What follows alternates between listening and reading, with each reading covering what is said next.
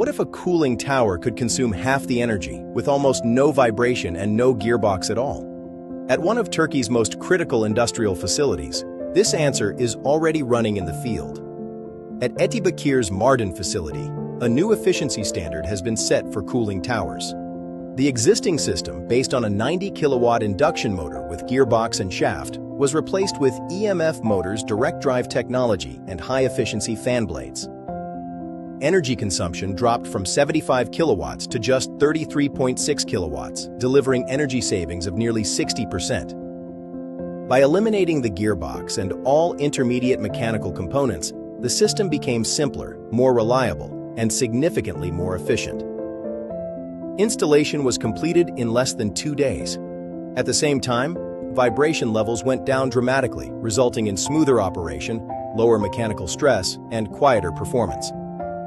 With no gearbox, no shaft, and no lubrication, maintenance requirements are minimal and inspections are needed only once per year.